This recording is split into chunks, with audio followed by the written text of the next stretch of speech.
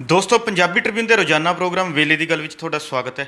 ਮੈਂ ਆਤਿਸ਼ ਗੁਪਤਾ ਤੁਹਾਡੇ ਸਾਹਮਣੇ ਹਾਜ਼ਰ ਹਾਂ ਤੇ ਅੱਜ ਅਸੀਂ ਗੱਲ ਕਰਾਂਗੇ ਜਮਹੂਰੀਅਤ 'ਚ ਮਜ਼ਬੂਤ ਵਿਰੋਧੀ ਧਿਰ ਦੀ ਭੂਮਿਕਾ ਅਤੇ ਮਮਤਾ ਬੈਨਰਜੀ ਦਾ ਦਿੱਲੀ ਦੌਰਾ। ਸਾਡੇ ਨਾਲ ਇਸ ਵਿਸ਼ੇ ਤੇ ਗੱਲਬਾਤ ਕਰਨ ਲਈ ਵਿਸ਼ੇਸ਼ ਤੌਰ ਤੇ ਹਾਜ਼ਰ ਨੇ ਸਾਡੇ ਸੀਨੀਅਰ ਪੱਤਰਕਾਰ ਸ਼੍ਰੀ ਦਵਿੰਦਰਪਾਲ ਜੀ। ਦਵਿੰਦਰ ਜੀ, ਤੁਹਾਡਾ ਬਹੁਤ ਬਹੁਤ ਸਵਾਗਤ ਹੈ ਜੀ। ਸ਼ੁਕਰੀਆ ਜੀ। ਦਵਿੰਦਰ ਜੀ, ਜਮਹੂਰੀਅਤ ਦੇ ਵਿੱਚ ਮਜ਼ਬੂਤ ਵਿਰੋਧੀ ਧਿਰ ਦੇ ਜਿਹੜਾ ਹੈਗਾ ਮਜ਼ਬੂਤ ਹੋਣਾ ਬਹੁਤ ਜ਼ਰੂਰੀ ਹੈ ਤਾਂ ਜੋ ਸਰਕਾਰ ਵੱਲੋਂ ਲਏ ਗਏ ਫੈਸਲਿਆਂ 'ਤੇ ਸਹੀ ਤਰੀਕੇ ਨਾਲ ਜਿਹੜਾ ਹੈਗਾ ਗੱਲਬਾਤ ਕੀਤੀ ਜਾਵੇ, ਵਿਚਾਰ ਚਰਚਾ ਕੀਤੀ ਜਾਵੇ ਅਤੇ ਜੇਕਰ ਸਰਕਾਰ ਕੋਈ ਫੈਸਲਾ ਗਲਤ ਲੈ ਰਹੀ ਹੈ ਤਾਂ ਉਸਦਾ ਡਟਵਾਂ ਵਿਰੋਧ ਵੀ ਕੀਤਾ ਜਾਵੇ। ਪਰ ਜੇ ਮੌਜੂਦਾ ਸਮੇਂ 'ਤੇ ਨਜ਼ਰ ਮਾਰੀਏ ਤਾਂ ਇਸ ਸਮੇਂ ਵਿਰੋਧੀ ਧਿਰ ਜਿਹੜਾ ਹੈਗਾ ਖਿੰਡਿਆ ਹੋਇਆ ਹੈ, ਕੋਈ ਮਜ਼ਬੂਤ ਵਿਰੋਧੀ ਧਿਰ ਨਹੀਂ ਹੈ, ਜਿਸ ਕਰਕੇ ਸਰਕਾਰ ਵਧੇਰੇ ਵਾਰ ਆਪਣੇ ਫੈਸਲੇ ਜਿਹੜੇ ਅੱਗੇ ਧੱਕੇਸ਼ਾਹੀ ਨਾਲ ਕਹਿ ਲਈਏ, ਮਨਮਰਜ਼ੀ ਨਾਲ ਆਪਣੇ ਫੈਸਲੇ ਲੈਣ ਲੱਗੀ ਹੋਈ ਹੈ ਅਤੇ ਕੋਈ ਵੀ ਉਹਦਾ ਵਿਰੋਧ ਨਹੀਂ ਕਰ ਪਾ ਰਿਹਾ। ਪਹਿਲਾਂ ਤਾਂ ਅਸੀਂ ਇਹ ਜਾਣਨਾ ਚਾਹਾਂਗੇ ਵੀ ਕਿ ਵਿਰੋਧੀ ਧਿਰ ਦੀ ਭੂਮਿਕਾ ਕਿਸ ਤਰ੍ਹਾਂ ਦੀ ਹੋਣੀ ਚਾਹੀਦੀ ਹੈ ਜਾਂ ਉਸ ਦਾ ਵਿਰੋਧੀ ਧਿਰ ਦਾ ਕੀ ਮੁੱਖ ਕੰਮ ਹੁੰਦਾ ਹੈ? ਦੇਖੋ ਜੀ, ਕਿਸੇ ਵੀ ਲੋਕਤੰਤਰ ਦੀ ਮਜ਼ਬੂਤੀ ਲਈ, ਲੋਕਾਂ ਦੇ ਭਲੇ ਲਈ, ਕਿਸੇ ਵੀ ਮੁਲਕ ਦੇ ਵਿੱਚ, ਚਾਹੇ ਉਹ ਹਿੰਦੁਸਤਾਨ ਹੈ, ਚਾਹੇ ਹਿੰਦੁਸਤਾਨ ਤੋਂ ਬਾਹਰਲੀ ਗੱਲ ਹੈ, ਚਾਹੇ ਕੋਈ ਰਾਜ ਹੈ, ਮਜ਼ਬੂਤ ਵਿਰੋਧੀ ਧਿਰ ਦਾ ਹੋਣਾ ਬਹੁਤ ਜ਼ਰੂਰੀ ਹੈ। ਇੱਕ ਮਜ਼ਬੂਤ ਵਿਰੋਧੀ ਧਿਰ ਹੀ ਹਾਕਮਾਂ ਦੀ ਜਵਾਬਦੇਹੀ ਬਣਾ ਸਕਦੀ ਹੈ ਅਤੇ ਉਹਨਾਂ ਨੂੰ ਲੋਕ ਵਿਰੋਧੀ ਫੈਸਲੇ ਲੈਣ ਤੋਂ ਰੋਕ ਸਕਦੀ ਹੈ। ਸਾਡੇ ਮੁਲਕ ਦਾ ਸਭ ਤੋਂ ਵੱਡੀ ਤਰਾਸਦੀ ਮੁਲਕ ਦੀ ਇਹ ਬਣ ਗਈ ਵੀ ਸਭ ਤੋਂ ਪਹਿਲਾਂ ਤਾਂ ਵਿਰੋਧੀ ਧਿਰ ਦਾ ਇਹੀ ਬਣ ਗਿਆ ਵੀ ਰੌਲਾ ਹੀ ਪਾਉਣਾ ਹੈ, ਚਾਹੇ ਵਿਧਾਨ ਸਭਾ ਹੋਵੇ, ਚਾਹੇ ਪਾਰਲੀਮੈਂਟ ਹੋਵੇ। ਉਸ ਤੋਂ ਬਾਅਦ 2014 ਤੋਂ ਬਾਅਦ ਜਦੋਂ ਤੋਂ ਭਾਰਤੀ ਜਨਤਾ ਪਾਰਟੀ ਦੀ ਅਗਵਾਈ ਦੇ ਵਿੱਚ ਕੇਂਦਰ 'ਚ ਸਰਕਾਰ ਬਣੀ ਹੈ, ਉਦੋਂ ਬਾਅਦ ਤਾਂ ਇੱਕ ਏਜੰਡਾ ਜਿਵੇਂ ਬਣ ਗਿਆ ਹੁੰਦਾ ਹੈ ਰੂਲਿੰਗ ਪਾਰਟੀ ਦਾ, ਜਿਵੇਂ ਉਹਨਾਂ ਨੇ ਨਾਅਰਾ ਤਾਂ ਦਿੱਤਾ ਸੀ ਕਾਂਗਰਸ ਮੁਕਤ, ਲੱਗਦਾ ਉਹ ਬਣ ਗਿਆ ਵਿਰੋਧੀ ਧਿਰ ਮੁਕਤ 'ਚ ਜਿਹੜਾ ਉਹ ਤਬਦੀਲ ਹੋ ਗਿਆ, ਜਿਹੜਾ ਕਿ ਬਹੁਤ ਮੰਦਭਾਗਾ ਹੈ। ਕਿਸੇ ਪਾਰਟੀ ਨੂੰ ਟਾਰਗੇਟ ਕਰਨਾ, ਤੁਸੀਂ ਉਹਦੀਆਂ ਨੀਤੀਆਂ ਨੂੰ ਭੰਡ ਕੇ ਸੱਤਾ ਹਾਸਲ ਕਰਨੀ, ਇਹ ਹਰ ਇੱਕ ਪਾਰਟੀ ਦਾ ਜਨਮ ਸਿੱਧ ਅਧਿਕਾਰ ਹੈ, ਆਪਾਂ ਕਹਿ ਸਕਦੇ ਹਾਂ। ਪਰ ਜਿਸ ਤਰ੍ਹਾਂ ਦੇ ਤੌਰ ਤਰੀਕਿਆਂ ਨਾਲ, ਜਿਸ ਤਰ੍ਹਾਂ ਦੀ ਜਿਵੇਂ ਕਹਦੇ ਵੀ ਹਾਰਸ ਟ੍ਰੇਡਿੰਗ, MLA MP ਖਰੀਦ ਕੇ ਸਰਕਾਰਾਂ ਤੋੜ ਕੇ, ਜਿਸ ਤਰ੍ਹਾਂ ਵਿਰੋਧੀ ਧਿਰ ਮੁਕਤ ਜਿਹੜਾ ਇੱਕ ਭਾਰਤ ਬਣਾਉਣ ਦੇ ਯਤਨ ਕੀਤੇ ਗਏ ਨੇ, ਉਹਦੇ ਸਿੱਟੇ ਬਹੁਤ ਮਾਰੂ ਨਿਕਲ ਵੀ ਰਹੇ ਨੇ, ਆਉਣ ਵਾਲੇ ਸਮੇਂ ਦੇ ਵਿੱਚ ਨਿਕਲਣਗੇ ਵੀ। ਸਭ ਤੋਂ ਵੱਡੀ ਮਿਸਾਲ ਅਸੀਂ ਇਹ ਦੇਖ ਲਈਏ ਵੀ ਪਿਛਲੇ 8 ਮਹੀਨਿਆਂ ਤੋਂ ਦਿੱਲੀ ਦੀਆਂ ਸਰਹੱਦਾਂ 'ਤੇ ਅਤੇ 10.5 ਮਹੀਨਿਆਂ ਤੋਂ ਤਕਰੀਬਨ 11 ਮਹੀਨਿਆਂ ਤੋਂ ਪੰਜਾਬ ਦੇ ਵਿੱਚ 3 ਖੇਤੀ ਕਾਨੂੰਨਾਂ ਦੇ ਖਿਲਾਫ ਧਰਨੇ ਚੱਲ ਰਹੇ ਨੇ। ਉਹ ਖੇਤੀ ਕਾਨੂੰਨ ਲਿਆਉਣ ਤੋਂ ਪਹਿਲਾਂ ਮੁਲਕ ਦੇ ਵਿੱਚ ਕਿਸੇ ਤਰ੍ਹਾਂ ਦੀ ਵੀ ਬਹਿਸ, ਚਰਚਾ ਜਾਂ ਵਿਰੋਧੀ ਧਿਰ ਨੂੰ ਭਰੋਸੇ 'ਚ ਲੈ ਕੇ ਇਹਨੂੰ ਨੇਪਰੇ ਚਾੜਨ ਦੀ ਜਿਹੜੀ ਹੈ ਕੋਸ਼ਿਸ਼ ਤੱਕ ਵੀ ਭਾਰਤੀ ਜਨਤਾ ਪਾਰਟੀ ਦੀ ਅਗਵਾਈ ਵਾਲੀ ਸਰਕਾਰ ਨੇ ਨਹੀਂ ਕੀਤੀ।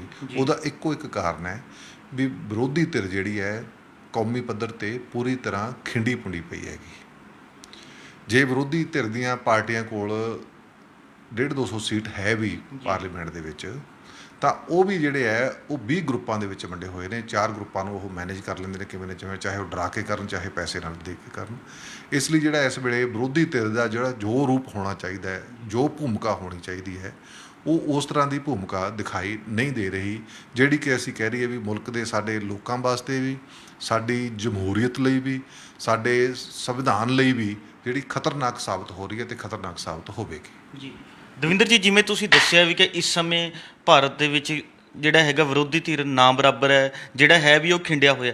ਇਸੇ ਵਿਚਕਾਰ ਜੇਕਰ ਦੇਖੀਏ ਤਾਂ ਮਮਤਾ ਬੈਨਰਜੀ ਦਿੱਲੀ ਦੌਰੇ 'ਤੇ ਆਉਂਦੀਆਂ ਨੇ। ਅਸੀਂ ਜਾਣਨਾ ਚਾਹਾਂਗੇ ਉਹਨਾਂ ਦੇ ਦਿੱਲੀ ਦੌਰੇ 'ਤੇ ਆਉਣ ਦਾ ਮੁੱਖ ਕਾਰਨ ਕੀ ਹੈ ਅਤੇ ਜਿਹੜੇ ਉਹ ਮੰਤਵ ਨਾਲ ਆ ਰਹੇ ਨੇ ਕਿ ਉਹ ਉਸ 'ਚ ਕਾਮਯਾਬ ਹੋ ਸਕਣਗੇ? ਆਪਣੇ ਯਾਦ ਹੈ ਜਦੋਂ 2019 ਦੀਆਂ ਸੰਸਦੀ ਚੋਣਾਂ ਸੀਗੀਆਂ ਮੁਲਕ ਦੇ ਵਿੱਚ ਹੋ ਰਹੀਆਂ, ਤਾਂ ਉਸ ਤੋਂ ਪਹਿਲਾਂ ਕਰਨਾਟਕਾ ਦੇ ਵਿੱਚ ਜਨਤਾ ਦਲ ਸੈਕੂਲਰ ਅਤੇ ਕਾਂਗਰਸ ਦੀ ਇੱਕ ਗੱਠਜੋੜ ਵਾਲੀ ਸਰਕਾਰ ਬਣੀ ਸੀ। ਜਦੋਂ ਉਹ ਸਰਕਾਰ ਬਣੀ ਸੀ, ਕੁਮਾਰ ਸਵਾਮੀ ਉਸ ਵੇਲੇ ਜਿਹੜੇ ਹੈ ਉਹ ਚੀਫ ਮਿਨਿਸਟਰ ਬਣੇ ਸੀ ਉੱਥੋਂ ਦੇ, ਉਦੋਂ ਇੱਕ ਇੰਪਰੈਸ਼ਨ ਇਹ ਗਿਆ ਸੀ ਵੀ ਆਪੋਜੀਸ਼ਨ ਜਿਹੜੀ ਹੈ, ਵਿਰੋਧੀ ਧਿਰ ਇਕੱਠੀ ਹੋ ਰਹੀ ਹੈ। ਉੱਥੇ ਚਾਹੇ ਮਮਤਾ ਬੈਨਰਜੀ ਸੀ ਜਾਂ ਉਹਦਾ ਨੁਮਾਇੰਦਾ ਸੀ, ਚਾਹੇ ਮਾਇਆਵਤੀ ਸੀ, ਕਾਂਗਰਸ ਸੀ, ਈਵਨ ਕਿ ਆਮ ਆਦਮੀ ਪਾਰਟੀ, ਸਭ ਦੇ ਨੁਮਾਇੰਦੇ ਜਿਹੜੇ ਆ ਉੱਥੇ ਦਿਖਾਈ ਦਿੰਦੇ ਸੀ। ਉੱਥੋਂ ਇੱਕ ਮੈਸੇਜ ਗਿਆ ਸੀ। ਪਰ ਜਦੋਂ ਹੀ ਪਾਰਲੀਮੈਂਟ ਦੀਆਂ ਚੋਣਾਂ ਆਈਆਂ ਤਾਂ ਉਹ ਸਾਰੀ ਫੇਰ ਉਸੇ ਤਰ੍ਹਾਂ, ਚਾਹੇ ਉਹਨੂੰ ਈਗੋ ਕਹਿ ਲਓ, ਚਾਹੇ ਮੇਨ ਪਾਰਟੀ ਦੀ ਆਪਣੀ ਤਿਕੜਮਬਾਜ਼ੀ ਕਹਿ ਲਓ, ਜਿਹੜੀ ਹੈ ਵਿਰੋਧੀ ਧਿਰ ਦੀਆਂ ਜਿਹੜੀਆਂ ਪਾਰਟੀਆਂ ਸੀ ਉਹ ਇਕੱਠੀਆਂ ਨਹੀਂ ਹੋ ਸਕੀਆਂ। ਹੁਣ ਅਸੀਂ ਦੇਖਿਆ ਜਾਵੇ ਤਾਂ ਜਦੋਂ ਬੰਗਾਲ ਦੇ ਵਿੱਚ ਮਮਤਾ ਬੈਨਰਜੀ ਦੀ ਅਗਵਾਈ ਵਾਲੀ ਪਾਰਟੀ ਤ੍ਰਿਣਮੂਲ ਕਾਂਗਰਸ ਜਿੱਤ ਜਾਂਦੀ ਹੈ, ਤਾਂ ਉਹ ਇੱਕ ਮੁਲਕ ਦੀ ਰਾਜਨੀਤੀ ਦੇ ਵਿੱਚ ਕੇਂਦਰ ਬਿੰਦੂ ਬਣ ਕੇ ਉੱਪਰਦੀ ਹੈ। ਉਹਦੇ ਸਭ ਤੋਂ ਵੱਧ ਭਰੋਸੇਯੋਗ ਜਿਹੜੇ ਆ ਪ੍ਰਸ਼ਾਂਤ ਕਿਸ਼ੋਰ, ਜਿਹੜੇ ਕਿ ਦੇਸ਼ ਦੇ ਰਣਨੀਤੀਕਾਰ ਦੇ ਰੂਪ ਦੇ ਵਿੱਚ ਵਿਚਰ ਰਹੇ ਨੇ ਜੀ ਤੇ ਕਈ ਥਾਈਂ ਉਹ ਕਾਮਯਾਬ ਵੀ ਹੋਏ ਨੇ। ਉਹ ਸੂਤਰਧਾਰ ਬਣੇ ਹੋਏ ਨੇ ਮੇਨਲੀ, ਜਿਵੇਂ ਪਿਛਲੇ ਦਿਨਾਂ ਦੇ ਵਿੱਚ ਜਿਹੜੇ ਇੱਕ ਹਿੰਦੁਸਤਾਨ ਦੀ ਰਾਜਨੀਤੀ ਦੇ ਚਣਕਿਆ ਕਹੇ ਜਾਂਦੇ ਸ਼ਰਦ ਪਵਾਰ ਨਾਲ ਮੀਟਿੰਗਾਂ ਕੀਤੀਆਂ ਤੇ ਸ਼ਰਦ ਪਵਾਰ ਨੇ ਆ ਕੇ ਦਿੱਲੀ ਮੀਟਿੰਗਸ ਕੀਤੀਆਂ, ਵਿਰੋਧੀ ਧਿਰ ਦੇ ਆਗੂਆਂ ਨਾਲ ਮੀਟਿੰਗਾਂ ਕੀਤੀਆਂ। ਇਹ ਇੱਕ ਯਤਨ ਹੋ ਰਹੇ ਨੇਗੇ ਵੀ ਵਿਰੋਧੀ ਧਿਰ ਨੂੰ ਜਿਹੜਾ ਉਹ ਇਕੱਠਾ ਕੀਤਾ ਜਾਵੇ। ਇਹਦੇ ਨਾਲ ਅਸੀਂ ਇਹ ਵੀ ਦੇਖਦੇ ਹਾਂ ਕਈ ਰਾਜਾਂ ਦੇ ਵਿੱਚ ਜਿੱਥੇ ਵਿਰੋਧੀ ਧਿਰ ਇਕੱਠੀ ਹੋਈ ਹੈ ਉੱਥੇ ਭਾਰਤੀ ਜਨਤਾ ਪਾਰਟੀ ਨੂੰ ਹਾਰ ਦਾ ਮੂੰਹ ਵੀ ਦੇਖਣਾ ਪੈ ਰਿਹਾ ਹੈ। ਬੰਗਾਲ ਦੇ ਵਿੱਚ ਤਾਂ ਚਲੋ ਤ੍ਰਿਣਮੂਲ ਕਾਂਗਰਸ ਦਾ ਬੇਸ ਸੀ, ਜਿਵੇਂ ਤਾਮਿਲਨਾਡੂ 'ਚ ਕਹਿ ਲਈਏ ਉੱਥੇ ਹਾਰ ਦਾ ਮੂੰਹ ਦੇਖਣਾ ਪਿਆ। ਫਿਰ ਝਾਰਖੰਡ ਦੇ ਵਿੱਚ ਕਾਂਗਰਸ ਤੇ ਜਿਹੜੀ ਹੈ ਝਾਰਖੰਡ ਮੁਕਤੀ ਮੋਰਚਾ ਇਕੱਠੇ ਹੋਏ ਤਾਂ ਉੱਥੇ ਭਾਰਤੀ ਜਨਤਾ ਪਾਰਟੀ ਨੂੰ ਹਾਰਨਾ ਪਿਆ। ਇਸ ਤਰ੍ਹਾਂ ਦੀਆਂ ਕਈ ਉਦਾਹਰਨਾਂ ਸਾਡੇ ਮੁਲਕ ਦੇ ਵਿੱਚ ਇਸ ਤਰ੍ਹਾਂ ਦੀਆਂ ਹੈਗੀਆਂ। ਇਵਨ ਕਿ ਬਿਹਾਰ ਦੇ ਵਿੱਚ ਵੀ ਜਿਹੜੀ ਹੈ ਮੇਨ ਜਿਹੜੀ ਲੀਡਿੰਗ ਪਾਰਟੀ ਸੀ ਉਹ ਤਾਂ ਲਾਲੂ ਪ੍ਰਸਾਦ ਯਾਦਵ ਦੀ ਪਾਰਟੀ ਸੀਗੀ। ਇਸ ਲਈ ਵਿਰੋਧੀ ਧਿਰ ਜੇ ਇਕੱਠੇ ਹੋ ਕੇ ਤਾਂ ਮੇਨ ਸਟਰੀਮ ਜਿਹੜੀ ਪਾਰਟੀ ਹੈ ਉਹਨੂੰ ਟੱਕਰ ਦਿੰਦੀ ਹੈ ਤਾਂ ਕਈ ਥਾਈਂ ਉਹਨਾਂ ਨੂੰ ਕਾਮਯਾਬੀ ਮਿਲਦੀ ਹੈ।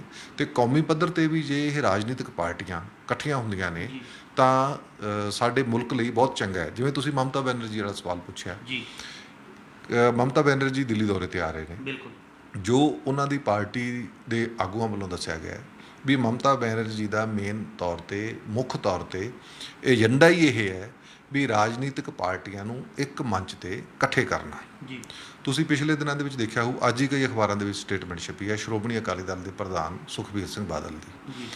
ਉਹਨਾਂ ਨੇ ਵੀ ਸੱਦਾ ਦਿੱਤਾ ਵੀ ਜਿਹੜੀਆਂ ਖੇਤਰੀ ਪਾਰਟੀਆਂ ਨੇ, ਰੀਜਨਲ ਪਾਰਟੀਆਂ ਨੇ, ਉਹਨਾਂ ਨੂੰ ਇੱਕ ਮੰਚ ਤੇ ਇਕੱਠਾ ਹੋਣਾ ਚਾਹੀਦਾ ਹੈ। ਸ਼੍ਰੋਮਣੀ ਅਕਾਲੀ ਦਲ ਦੇ ਇੱਕ ਨੁਮਾਇੰਦੇ ਨੇ ਪਿਛਲੇ ਦਿਨਾਂ ਦੇ ਵਿੱਚ ਪੱਛਮੀ ਬੰਗਾਲ ਦੇ ਵਿੱਚ ਮਮਤਾ ਬੈਨਰਜੀ ਦੀ ਪਾਰਟੀ ਤੇ ਮਹਾਰਾਸ਼ਟਰ ਦੇ ਵਿੱਚ ਸ਼ਿਵ ਸੈਨਾ ਦੇ ਨੁਮਾਇੰਦਿਆਂ ਨਾਲ ਮੀਟਿੰਗਾਂ ਵੀ ਕੀਤੀਆਂ ਸੀ ਇਸ ਨੂੰ ਲੈ ਕੇ। ਹੁਣ ਇਸ ਵੇਲੇ ਜੇ ਅਸੀਂ ਵੈਸੇ ਇੱਕ ਪ੍ਰੈਕਟੀਕਲੀ ਗੱਲ ਦੇਖ ਲਈਏ, ਹਾਲਾਂਕਿ ਭਾਰਤੀ ਜਨਤਾ ਪਾਰਟੀ ਦਾ ਇੱਕ ਬਹੁਤ ਵੱਡਾ ਹਊਆ ਬਣਿਆ ਹੋਇਆ ਵੀ ਬਹੁਤ ਮਜ਼ਬੂਤ ਧਿਰ ਹੈ। ਕੁੱਲ ਮਿਲਾ ਕੇ ਦੇਖਿਆ ਜਾਵੇ ਤਾਂ ਕਾਂਗਰਸ ਦੀ 3 ਰਾਜਾਂ ਦੇ ਵਿੱਚ ਆਪਣੇ ਦਮ ਤੇ ਸਰਕਾਰ ਹੈ, 3 ਦੇ ਵਿੱਚ ਉਹਨਾਂ ਦੀ ਗੱਠਜੋੜ ਵਾਲੀ ਹੈ। ਬਾਕੀ ਖੇਤਰੀ ਪਾਰਟੀਆਂ ਦਾ ਜਿਹੜਾ ਦਬਦਬਾ ਉਹ ਵੀ ਅੱਖੋਂ ਪਰੋਖੇ ਕਰਨ ਵਾਲਾ ਨਹੀਂ। ਬੰਗਾਲ ਦੇ ਵਿੱਚ ਖੇਤਰੀ ਪਾਰਟੀ ਕਾਬਜ਼ ਹੈ, ਦਿੱਲੀ ਦੇ ਵਿੱਚ ਖੇਤਰੀ ਪਾਰਟੀ ਕਾਬਜ਼ ਹੈ, ਤਾਮਿਲਨਾਡੂ ਦੇ ਵਿੱਚ ਖੇਤਰੀ ਪਾਰਟੀ ਕਾਬਜ਼ ਹੈ, ਕੇਰਲਾ ਦੇ ਵਿੱਚ CPM ਦਾ ਰਾਜ ਹੈ, ਮਹਾਰਾਸ਼ਟਰ ਦੇ ਵਿੱਚ ਇਹਨਾਂ ਦਾ BJP ਦਾ ਰਾਜ ਹੈ ਨਹੀਂ। ਆਪਾਂ ਇਹ ਕਹਿ ਲਈਏ ਮੱਧ ਪ੍ਰਦੇਸ਼ ਤੇ ਕਰਨਾਟਕਾ ਦੀਆਂ ਸਰਕਾਰਾਂ ਇਹਨਾਂ ਨੇ ਉੱਥੋਂ ਦੇ MLA ਖਰੀਦ ਕੇ ਤੋੜੀਆਂ ਨੇਗੀਆਂ। ਤੇ ਆਪਣੇ ਦਮ ਤੇ ਸਰਕਾਰ ਜੇ BJP ਦੀ ਕਿਤੇ ਹੈ ਤਾਂ ਉਹ ਗੁਜਰਾਤ, ਉੱਤਰ ਪ੍ਰਦੇਸ਼, ਹਿਮਾਚਲ ਪ੍ਰਦੇਸ਼, ਉੱਤਰਾਖੰਡ, ਅਸਾਮ, 1-2 ਸਟੇਟਾਂ ਹੋਰ ਨੇਗੀਆਂ। ਆਂਧਰਾ ਤੇ ਤੇਲੰਗਾਨਾ ਦੇ ਵਿੱਚ ਖੇਤਰੀ ਪਾਰਟੀਆਂ ਦੀ ਸਰਕਾਰ ਹੈ। ਇਸ ਲਈ ਅਸੀਂ ਜਦੋਂ ਦੇਖਦੇ ਹਾਂ ਵਿਰੋਧੀ ਧਿਰ ਹਿੰਦੁਸਤਾਨ ਦੇ ਬਹੁ ਗਿਣਤੀ ਸੂਬਿਆਂ ਦੇ ਵਿੱਚ ਮਜ਼ਬੂਤ ਹੈ, ਉਹਦੀ ਆਪਣੇ ਦਮ ਤੇ ਸਰਕਾਰ ਹੈ, ਪਰ ਉਹਨਾਂ ਨੂੰ ਭਾਰਤੀ ਜਨਤਾ ਪਾਰਟੀ ਨੂੰ ਟੱਕਰ ਦੇਣ ਲਈ ਜਾਂ ਕੁਛ ਵੀ ਜਾਂ ਇਹ ਕਹਿ ਲਈਏ ਵੀ ਅਸੀਂ ਇੱਕ ਰੂਲਿੰਗ ਪਾਰਟੀ ਦੀ ਜਵਾਬਦੇਹੀ ਬਣਾਉਣ ਲਈ, ਲੋਕ ਪੱਖੀ ਫੈਸਲੇ ਲੈਣ ਲਈ ਇੱਕ ਪਲੇਟਫਾਰਮ ਤੇ ਇਕੱਠੇ ਹੋਣਾ ਬਹੁਤ ਜ਼ਰੂਰੀ ਹੈ। ਜਿਵੇਂ ਮੈਂ ਦੱਸਿਆ ਵੀ ਜੇ ਇਹ ਸਾਰੀਆਂ ਧਿਰਾਂ ਇਕੱਠੀਆਂ ਹੋ ਜਾਂਦੀਆਂ ਨੇ ਤਾਂ ਇਹ ਮੁਲਕ ਦੇ ਲਈ ਬਹੁਤ ਅੱਛੀ ਗੱਲ ਹੋਊਗੀ ਤੇ ਮੁਲਕ ਤਰੱਕੀ ਵੱਲ ਨੂੰ ਅਸੀਂ ਦੇਖ ਸਕਦੇ ਹਾਂ। ਜਿਹੜਾ ਇਸ ਵੇਲੇ ਵੰਡਿਆ ਹੋਇਆ ਹੈ, ਚਾਹੇ ਉਹ ਜਾਤ ਪਾਤ ਦੇ ਆਧਾਰ ਤੇ ਵੰਡਿਆ ਹੋਵੇ, ਚਾਹੇ ਉਹ ਜਿਹੜਾ ਅਸੀਂ ਕਹਿ ਲਈਏ ਵੀ ਪਾਰਟੀਆਂ ਦੇ ਵਿੱਚ ਵੰਡਿਆ ਹੋਵੇ, ਇੱਕ ਨਫ਼ਰਤ ਦੀ ਜਿਹੜੀ ਰਾਜਨੀਤੀ ਹੈ ਉਹ ਖਤਮ ਵੀ ਹੋ ਸਕਦੀ ਹੈ। ਦਵਿੰਦਰ ਜੀ, ਵਿਰੋਧੀ ਧਿਰ ਦਾ ਮੁੱਖ ਕੰਮ ਜੇਕਰ ਦੇਖੀਏ ਤਾਂ ਲੋਕਾਂ ਦੇ ਮੁੱਦਿਆਂ ਨੂੰ ਤੇ ਸਰਕਾਰ ਦੀ ਕਮੀਆਂ ਨੂੰ ਜਿਹੜਾ ਹੈਗਾ ਚੁੱਕਣਾ ਹੁੰਦਾ। ਪਰ ਅੱਜ ਤੱਕ ਦੇ ਇਤਿਹਾਸ 'ਤੇ ਜੇਕਰ ਨਜ਼ਰ ਮਾਰੀਏ ਤਾਂ ਵਿਰੋਧੀ ਧਿਰ ਹਮੇਸ਼ਾ ਹੀ ਰੌਲਾ ਪਾ ਕੇ ਤੇ ਸੰਸਦ ਦੇ ਵਿੱਚੋਂ ਹੋਵੇ ਚਾਹੇ ਵਿਧਾਨ ਸਭਾ 'ਚ ਵਾਕਆਊਟ ਕਰਕੇ ਜਿਹੜਾ ਹੈਗਾ ਬਾਹਰ ਆ ਜਾਂਦਾ। ਪਰ ਇਸ ਵਾਰ ਪਹਿਲੀ ਵਾਰ ਹੋਇਆ ਵੀ ਸੰਯੁਕਤ ਕਿਸਾਨ ਮੋਰਚੇ ਵੱਲੋਂ ਜਾਰੀ ਕੀਤੇ ਵਿਪ ਕਰਕੇ ਜਿਹੜਾ ਹੈਗਾ ਕਿਸੇ ਵੀ ਵਿਰੋਧੀ ਧਿਰ ਦੇ ਜਿਹੜੇ ਸੰਸਦ ਮੈਂਬਰ ਨੂੰ ਬਾਹਰ ਆਉਣ ਤੋਂ ਜਿਹੜਾ ਡਰ ਲੱਗ ਰਿਹਾ, ਉਹ ਉਹਨਾਂ ਦੇ ਵਿੱਚ ਹੀ ਖੜ ਕੇ ਜਿਹੜਾ ਹੈ ਉੱਥੇ ਵਿਰੋਧ ਜ਼ਾਹਰ ਕਰ ਰਿਹਾ। ਪਰ ਅਸੀਂ ਜਾਣਨਾ ਚਾਹਾਂਗੇ ਵੀ ਸਭ ਦੇ ਵਿਰੋਧ ਦਾ ਮੁੱਖ ਕਾਰਨ ਉਹੀ ਹੈ 3 ਖੇਤੀ ਕਾਨੂੰਨ, ਪਰ ਹਲੇ ਵੀ ਵਿਰੋਧੀ ਧਿਰ ਜਿਹੜੇ ਹੈਗੇ ਸਾਰੇ ਇੱਕ ਪਲੇਟਫਾਰਮ ਤੇ ਇਕੱਠੇ ਹੋ ਕੇ 3 ਕਾਨੂੰਨਾਂ ਦੇ ਖਿਲਾਫ ਆਵਾਜ਼ ਚੁੱਕਦੇ ਉਸ ਤਰ੍ਹਾਂ ਨਹੀਂ ਦਿਖ ਰਹੇ ਜਿਸ ਤਰ੍ਹਾਂ ਉਹਨਾਂ ਨੂੰ ਚੁੱਕਣੀ ਚਾਹੀਦੀ ਸੀ। ਤੁਹਾਨੂੰ ਲੱਗਦਾ ਹੈ ਵੀ ਕਿ ਇਹ ਕਦੇ ਇਕੱਠੇ ਹੋ ਸਕਣਗੇ? ਦੇਖੋ, ਜਦੋਂ ਤਾਂ ਆਪਣੀ ਲੋੜ ਨੂੰ ਇਕੱਠੀਆਂ ਹੁੰਦੀਆਂ ਰਾਜਨੀਤਿਕ ਪਾਰਟੀਆਂ, ਜਦੋਂ ਉਹਨਾਂ ਨੂੰ ਲੱਗੂ ਵੀ ਮੇਨ ਪਾਰਟੀ ਕੋਈ ਵੀ ਹੈ, ਪਹਿਲਾਂ ਕਾਂਗਰਸ ਦਾ ਬਹੁਤ ਜ਼ਿਆਦਾ ਦਬਦਬਾ ਰਿਹਾ ਹੈ, ਉਦੋਂ ਵੀ ਵਿਰੋਧੀ ਧਿਰ ਜਿਹੜੀ ਆ ਉਹ ਭਾਰਤੀ ਜਨਤਾ ਪਾਰਟੀ ਦੀ ਅਗਵਾਈ ਦੇ ਵਿੱਚ ਵਿਰੋਧੀ ਧਿਰਾਂ ਇਕੱਠੀਆਂ ਹੁੰਦੀਆਂ ਰਹੀਆਂ ਨੇ। ਅੱਜ ਭਾਰਤੀ ਜਨਤਾ ਪਾਰਟੀ ਆਪਣੇ ਦਮ ਤੇ 300 ਤੋਂ ਵੱਧ ਸੀਟਾਂ ਲੈਣ ਦੇ ਕਾਬਲ ਹੋਈ ਹੈ। ਪਰ ਜਦੋਂ ਭਾਰਤੀ ਜਨਤਾ ਪਾਰਟੀ ਦੀ ਹਾਲਤ ਇਹ ਨਹੀਂ ਸੀ, ਡਿਪੈਂਡੈਂਟ ਉਹ ਵੀ ਰੀਜਨਲ ਪਾਰਟੀਆਂ ਤੇ ਸੀ। ਜਿਵੇਂ ਅੱਜ ਕਾਂਗਰਸ ਬਹੁਤ ਵੀਕ ਹੈ, ਇਸ ਲਈ ਕਾਂਗਰਸ ਨੂੰ ਆਪਣੀ ਈਗੋ ਤਿਆਗ ਕੇ ਹੀ ਮੈਦਾਨ ਦੇ ਵਿੱਚ ਆਉਣਾ ਪੈਣਾ ਹੈ, ਦੂਜੀਆਂ ਪਾਰਟੀਆਂ ਨਾਲ ਸਮਝੌਤਾ ਕਰਨਾ ਪੈਣਾ ਹੈ। ਕਈ ਪਾਰਟੀਆਂ ਤਾਂ ਇਹੋ ਜਿਹੀਆਂ ਨੇ ਜਿਹੜੀਆਂ ਕਾਂਗਰਸ ਦੇ ਵਿੱਚੋਂ ਹੀ ਨਿਕਲੀਆਂ ਨੇ, ਖਾਸ ਕਰਕੇ ਮਮਤਾ ਬੈਨਰਜੀ ਦੀ ਅਗਵਾਈ ਵਾਲੀ ਪਾਰਟੀ, ਸ਼ਰਦ ਪਵਾਰ ਦੀ ਅਗਵਾਈ ਵਾਲੀ ਪਾਰਟੀ, ਕਿੰਨੀਆਂ ਪਾਰਟੀਆਂ ਜਿਹੜੀਆਂ ਕਾਂਗਰਸ ਦੇ ਵਿੱਚੋਂ ਹੀ ਨਿਕਲੀਆਂ ਨੇ, ਤੇ ਉਹਨਾਂ ਦੀ ਭੂਮਿਕਾ ਇਸ ਵੇਲੇ ਜਿਹੜੀ ਆ ਉਹ ਬਹੁਤ ਮਹੱਤਵਪੂਰਨ ਬਣੀ ਹੋਈ ਹੈ। ਦੂਜੀ ਜਿਹੜੀ ਤੁਸੀਂ ਗੱਲ ਕੀਤੀ, ਕਿਸਾਨ ਅੰਦੋਲਨ ਦਾ ਜਿਹੜਾ ਕਿਸਾਨਾਂ ਵੱਲੋਂ ਵਿਪ ਜਾਰੀ ਕਰਨਾ, ਬਿਨਾਂ ਸ਼ੱਕ ਜਿਹੜਾ ਕਿਸਾਨ ਅੰਦੋਲਨ ਹੈ ਉਹ ਰਾਜਨੀਤਿਕ ਪਾਰਟੀਆਂ ਨੂੰ ਮਜਬੂਰ ਕਰ ਰਿਹਾ ਹੈ ਵੀ ਉਹਨਾਂ ਦੀ ਕਿਸੇ ਵੀ ਲਾਈਨ ਨੂੰ, ਉਹਨਾਂ ਦੇ ਐਕਸ਼ਨ ਨੂੰ ਫੋਲੋ ਕਰੋ, ਉਹਨਾਂ ਨੂੰ ਸਪੋਰਟ ਕਰੋ। ਉਹਦਾ ਕਾਰਨ ਇੱਕੋ ਹੀ ਹੈ ਵੀ ਕਿਸੇ ਵੀ ਰਾਜਨੀਤਿਕ ਪਾਰਟੀ ਦੇ MP ਜਾਂ MLA ਨੇ ਵੋਟਾਂ ਲੈਣ ਤਾਂ ਲੋਕਾਂ 'ਚ ਹੀ ਜਾਣਾ ਹੈ। ਭਾਰਤੀ ਜਨਤਾ ਪਾਰਟੀ ਦੇ ਆਗੂਆਂ ਦਾ ਪੰਜਾਬ ਤੇ ਹਰਿਆਣਾ ਦੇ ਵਿੱਚ ਜੋ ਹਸ਼ਰ ਹੈ ਆਪਣੇ ਸਾਹਮਣੇ ਹੈ। ਜੀਂਦ ਦੇ ਵਿੱਚ ਜਿਵੇਂ ਕਿ ਤੁਸੀਂ ਦੱਸਿਆ ਹੈ ਵੀ ਉੱਥੇ ਲੋਕਾਂ ਨੇ ਹੁਣੇ ਤੋਂ, ਕਿਸਾਨਾਂ ਨੇ ਅਨਾਉਂਸ ਕਰਤਾ ਵੀ ਅਸੀਂ ਕਿਸੇ ਵੀ ਰਾਜਨੀਤਿਕ ਪਾਰਟੀ ਦੇ ਬੰਦੇ ਨੂੰ ਤਿਰੰਗਾ ਝੰਡਾ 15 ਅਗਸਤ ਨੂੰ ਨਹੀਂ ਚਲਾਉਣ ਦੇਵਾਂਗੇ। ਕੋਈ ਵੀ ਸਰਕਾਰੀ ਨਿਵਾਇਦਾ 'ਚ SDM ਚਾਹੇ ਪਟਵਾਰੀ ਝੰਡਾ ਚੜਾ ਦੇ, ਸਾਨੂੰ ਕੋਈ ਸਮੱਸਿਆ ਨਹੀਂ ਗੀ। ਇਸ ਲਈ ਜਿਹੜਾ ਇਸ ਤਰ੍ਹਾਂ ਦਾ ਵਿਰੋਧ ਪੈਦਾ ਹੋਇਆ ਹੈ, ਤਾਂ ਇਹ ਰਾਜਨੀਤਿਕ ਪਾਰਟੀਆਂ ਨੂੰ ਇੰਨੀ ਕੁ ਤਾਂ ਸਮਝ ਆ ਗਈ ਵੀ ਲੋਕਾਂ ਦੇ ਮੁੱਦਿਆਂ ਦੀ ਗੱਲ ਕੀਤੇ ਬਿਨਾਂ ਹੁਣ ਗੁਜ਼ਾਰਾ ਨਹੀਂ। ਇਸੇ ਕਰਕੇ ਉਹ ਕਿਸਾਨਾਂ ਦੇ ਕਿਸੇ ਵੀ ਪ੍ਰੋਗਰਾਮ ਨੂੰ ਜਿਹੜੀ ਹੈ ਰੱਦ ਕਰਨ ਦੀ ਜਾਂ ਉਹਨੂੰ ਨਾ ਮੰਨਣ ਦੀ ਹਿੰਮਤ ਜਿਹੜੀ ਆ ਉਹ ਨਹੀਂ ਜੁਟਾ ਪਾ ਰਹੇ। ਪਰ ਜਿਹੜੀ ਗੱਲ ਹੈ ਵੀ ਜਿਹੜੇ ਸਦਨ ਬਣੇ ਨੇ, ਚਾਹੇ ਉਹ ਵਿਧਾਨ ਸਭਾ ਹੈ ਚਾਹੇ ਪਾਰਲੀਮੈਂਟ ਹੈ, ਉਹ ਰੌਲਾ ਪਾਉਣ ਵਾਸਤੇ ਨਹੀਂ ਬਣੇ, ਉਹ ਬਹਿਸ ਕਰਕੇ ਹੁਕਮਰਾਨਾਂ ਦੀ ਜਵਾਬਦੇਹੀ ਬਣਾਉਣ ਲਈ ਬਣੇ ਨੇ, ਤਾਂ ਜੋ ਹੁਕਮਰਾਨਾਂ ਨੂੰ ਮਜਬੂਰ ਕਰ ਸਕਣ, ਜਿਹੜਾ ਉਹ ਫੈਸਲਾ ਲੈਂਦੇ ਨੇ ਉਹਨੂੰ ਵਾਪਸ ਲਿਆ ਜਾ ਸਕੇ। ਅਸੀਂ ਪਿਛੋਕੜ ਦੇ ਵਿੱਚ ਜਦੋਂ ਸਾਡੇ ਮੁਲਕ ਦੇ ਵਿੱਚ ਅਟਲ ਬਿਹਾਰੀ ਵਾਜਪਾਈ ਵਿਰੋਧੀ ਧਿਰ ਦੇ ਵਿੱਚ ਹੁੰਦੇ ਸੀ, ਅਸੀਂ ਉਦੋਂ ਦੇ ਇਤਿਹਾਸ ਦੇਖਦੇ ਹਾਂ ਵੀ ਉਹ ਵਿਰੋਧੀ ਧਿਰ ਨੂੰ, ਆਪਣੀ ਹੁਕਮਰਾਨ ਧਿਰ ਨੂੰ, ਉਸ ਵੇਲੇ ਦੇ ਪ੍ਰਧਾਨ ਮੰਤਰੀ ਨੂੰ ਮਜਬੂਰ ਕਰ ਦਿੰਦੇ ਸੀ ਫੈਸਲੇ ਬਦਲਣ ਲਈ। ਇਸੇ ਤਰ੍ਹਾਂ ਪੰਡਿਤ ਜਵਾਹਰ ਲਾਲ ਨਹਿਰੂ ਜਦੋਂ ਮੁਲਕ ਦੇ ਪ੍ਰਧਾਨ ਮੰਤਰੀ ਹੁੰਦੇ ਸੀ, ਉਹ ਵੀ ਵਿਰੋਧੀ ਧਿਰ ਦਾ ਉਨਾ ਹੀ ਸਤਿਕਾਰ ਕਰਦੇ ਹੁੰਦੇ ਸੀ ਜਿੰਨਾ ਕਿ ਆਪ ਦੀ ਰੂਲਿੰਗ ਪਾਰਟੀ ਦੇ ਬੰਦੇ ਦਾ ਕਰਨਾ ਹੈ। ਇਸ ਲਈ ਜਿਹੜਾ ਵਿਰੋਧੀ ਧਿਰ ਦਾ ਰੋਲ ਹੈਗਾ, ਉਹ ਸਿਰਫ ਰੌਲੇ ਰੱਪੇ 'ਚ ਨਹੀਂ ਗਵਾ ਦੇਣਾ ਚਾਹੀਦਾ। ਉਸ ਜਿਹੜਾ ਇੱਕ ਤਰ੍ਹਾਂ ਦਾ ਹੈਲਦੀ ਡਿਸਕਸ਼ਨ ਲਈ ਰੂਲਿੰਗ ਪਾਰਟੀ ਨੂੰ ਮਜਬੂਰ ਕਰਨ ਵਾਲਾ ਵੀ ਰੋਲ ਹੋਣਾ ਚਾਹੀਦਾ।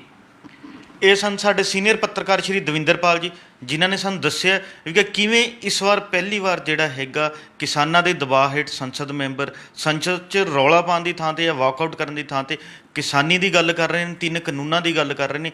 ਵੀ ਕਿ ਇਸ ਤੋਂ ਸਪਸ਼ਟ ਹੈ ਵੀ ਕਿ ਅੱਜ ਸੰਸਦ ਮੈਂਬਰਾਂ ਨੂੰ ਸਮਝ ਆ ਚੁੱਕੀ ਹੈ ਵੀ ਕਿ ਵੋਟਾਂ ਲੈਣ ਲਈ ਉਹਨਾਂ ਨੇ ਲੋਕਾਂ ਦੇ ਵਿੱਚ ਹੀ ਜਾਣਾ ਹੈ, ਅਤੇ ਇਸ ਲਈ ਉਹ ਅੱਜ ਲੋਕਾਂ ਦੀ ਗੱਲ ਕਰ ਰਹੇ ਨੇ। ਹੁਣ ਦੇਖਣ ਵਾਲੀ ਗੱਲ ਇਹ ਰਹੇਗੀ ਵੀ ਕਿ ਉਹ ਕਦ ਇਸੇ ਤਰ੍ਹਾਂ ਜਿਹੜਾ ਹੈਗਾ ਅੱਜ ਕਿਸਾਨੀ ਲਈ ਇਕੱਠੇ ਹੋ ਕੇ ਰੌਲਾ ਪਾ ਰਹੇ ਨੇ, ਅਤੇ ਕੱਲ੍ਹ ਨੂੰ ਹੋਰ ਲੋਕ ਮੁੱਦਿਆਂ ਲਈ ਵੀ ਜਿਹੜਾ ਹੈਗਾ ਲੋਕਾਂ ਦੀ ਆਵਾਜ਼ ਨੂੰ ਸੰਸਦ ਵਿੱਚ ਚੱਕਣਗੇ। ਇਹ ਤਾਂ ਆਉਣ ਵਾਲਾ ਸਮਾਂ ਹੀ ਦੱਸੇਗਾ। ਕੱਲ੍ਹ ਨੂੰ ਇਸੇ ਸਮੇਂ ਇੱਕ ਨਵੇਂ ਮੁੱਦੇ ਦੇ ਨਾਲ ਫਿਰ ਮਿਲਾਂਗੇ ਪ੍ਰੋਗਰਾਮ ਵੇਲੇ ਦੀ ਗੱਲ ਵਿੱਚ। ਧੰਨਵਾਦ।